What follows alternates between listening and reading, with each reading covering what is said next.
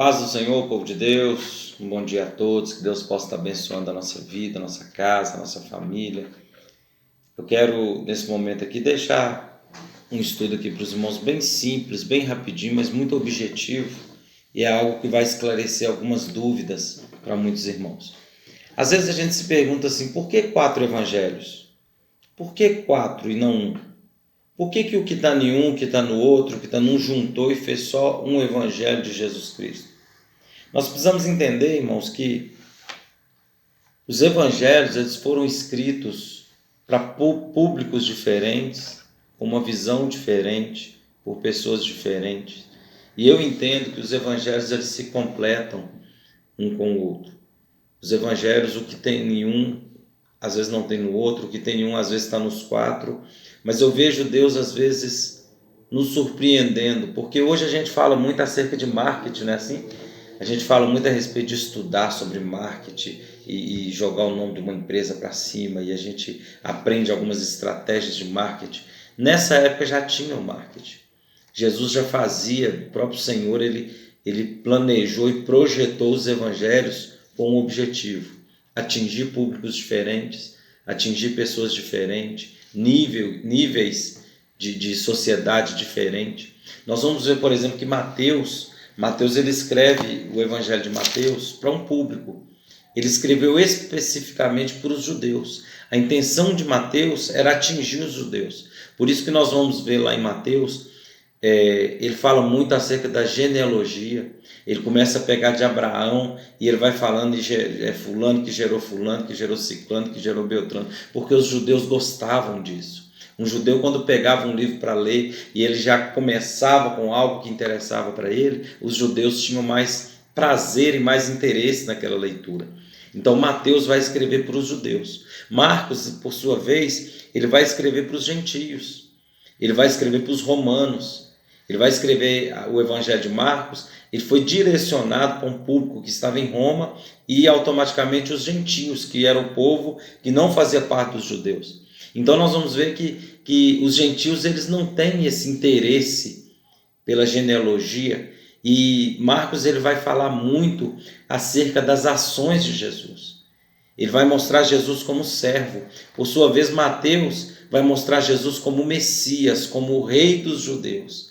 Muitas coisas da literatura de Mateus, do Evangelho de Mateus, apresenta Jesus como o rei dos judeus, e aquilo interessava os judeus para ler. E nós vamos ver agora como, entre aspas, uma estratégia de marketing. Marcos já direciona a sua leitura, ele já direciona o seu livro para que os seus leitores interessassem por aquela leitura. Então Marcos ele vai escrever para os romanos, para os gentios, e ele apresenta Jesus como servo.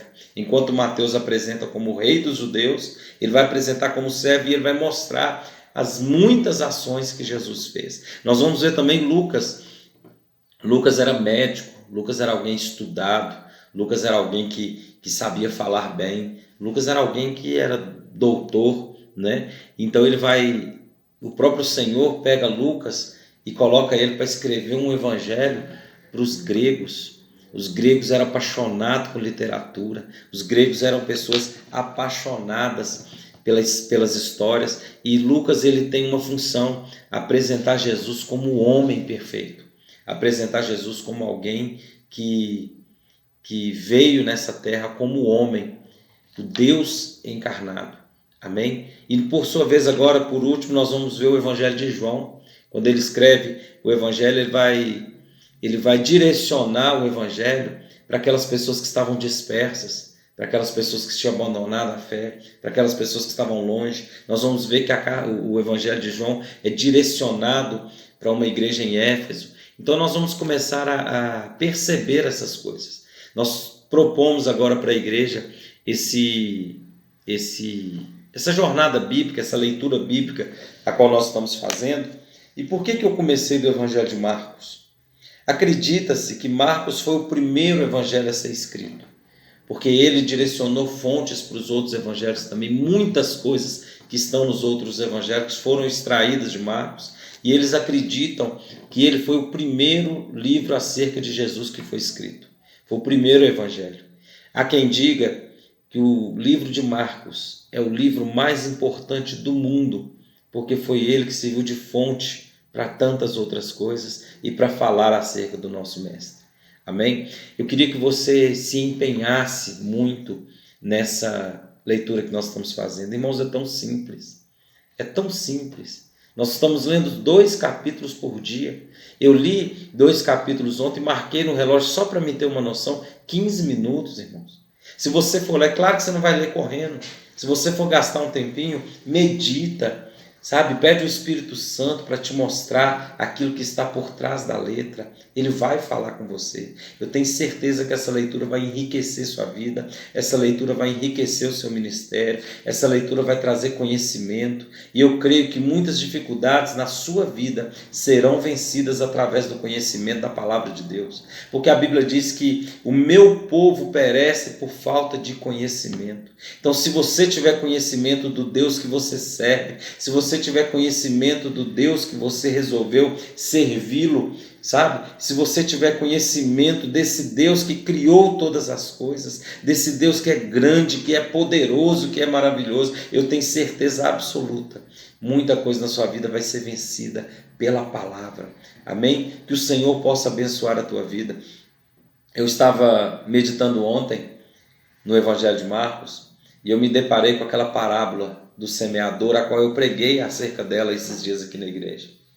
E teve algo ali que eu não preguei aqui que me chamou a atenção. Olha para você ver como que é interessante. Jesus vai falar para os discípulos. Então, queridos, em Marcos capítulo 4, verso 13, olha para você ver o que a Bíblia está dizendo. Então Jesus lhes perguntou: vocês não entendem essa parábola? Como então compreenderão todas as outras? Aqui estava o princípio básico deles começarem a entender as outras profecias, as outras palavras, os outros ensinamentos.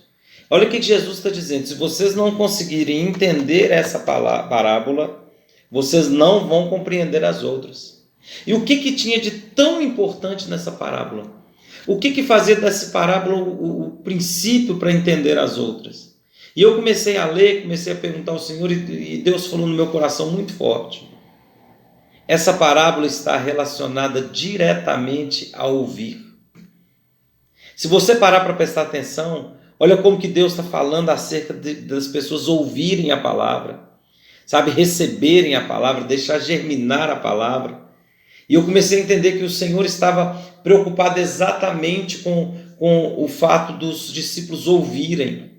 A palavra do Senhor diz lá em Romanos, capítulo 10, verso 17, a fé vem pelo ouvir e ouvir a palavra de Deus. Querido, nós precisamos aprender a ouvir mais. Nós precisamos aprender a nos calar mais. Às vezes a gente tem essa dificuldade. Às vezes tem pessoas conversando e a gente fala, a gente quer falar, e quando na verdade Deus está querendo usar aquela pessoa para que a gente possa aprender alguma coisa. A palavra do Senhor nos ensina a ouvir mais e falar menos. Sejamos tardios no falar e estejamos prontos a ouvir. Olha para você ver como que encerra essa parábola. Outras pessoas são como a semente lançada em terra boa. Ouvem a palavra, aceitam-na e dão colheita de 30, 60 e até de 100 por um. Amém, irmãos? Vamos aprender a ouvir. Entenda uma coisa, quando você estiver lendo a palavra do Senhor, ouça o que o Espírito Santo quer dizer atrás dessas letras. Sabe? A gente que é pregador, quem prega a palavra, quem às vezes monta sermão, quem às vezes dá estudo bíblico, tem um defeito. E esse defeito tem que ser corrigido na minha e na tua vida o quanto antes. 99% das vezes a gente lê a palavra de Deus para passar para os outros.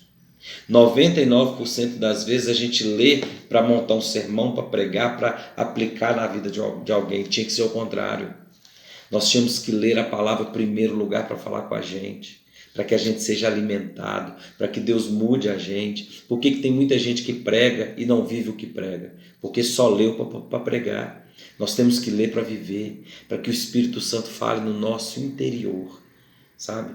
Quando você tiver um encontro verdadeiro com Deus, a palavra do Senhor vai entranhar no seu coração, na tua alma, você vai ser alimentado e você vai aprender a ouvir a voz do Espírito Santo. Quando você estiver lendo essa jornada bíblica, agora nós fizemos um propósito de ler todo o Novo Testamento até o final do ano. Querido, é muito fácil.